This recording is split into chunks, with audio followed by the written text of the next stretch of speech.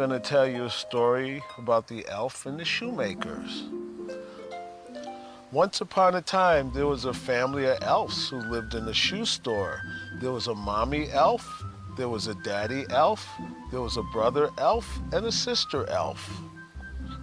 Elves are magical creatures who sleep all day and stay awake all night.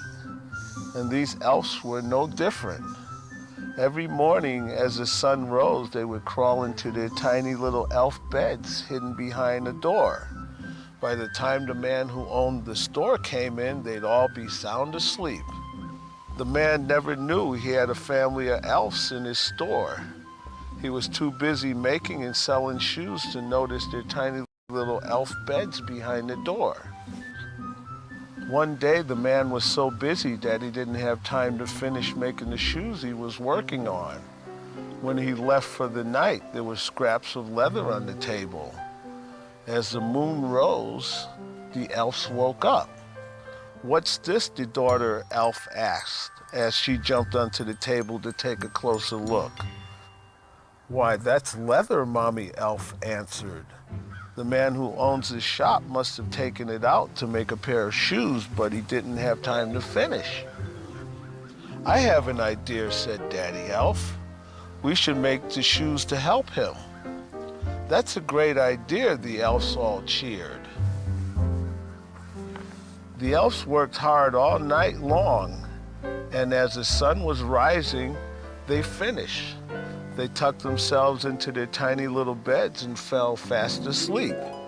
When the man came in later that morning, he was so surprised to see a brand new pair of beautiful shoes on his table. He was so happy, but who did it?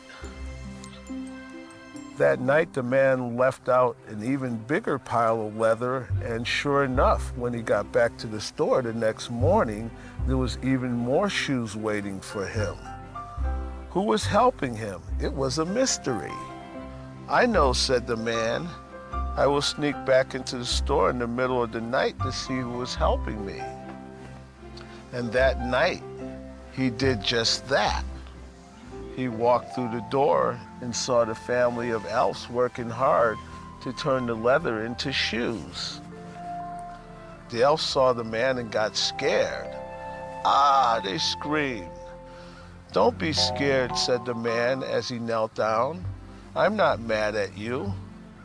"You're not?" the daddy elf asked, and the rest of the family huddled behind him. "Of course not," the man laughed. "I want to thank you. You have been such a big help and you've been making such beautiful shoes. It isn't right for you to do all that work and not be thanked." "You're welcome," the elf said proudly. "But I have a question," the man said. "Where did you come from?" "Right over here," the brother elf said as he pushed the big door aside. The man scrunched his eyes until he could make out the tiny elf beds.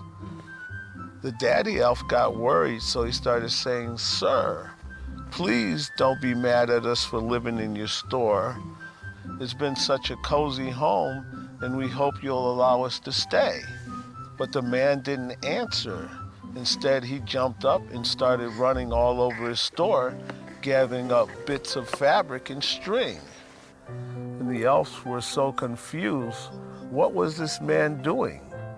The man worked so fast that in a few minutes, he was done.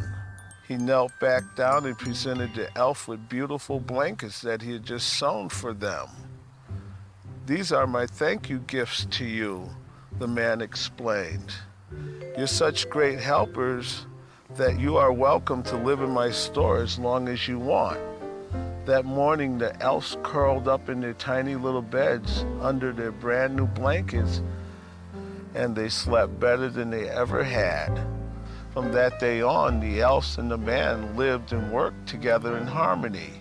Every night the elves made shoes for the man, and every day the man made elves thank you gifts like coats and mittens and even teeny elf shoes. They all lived happily together after all. The end.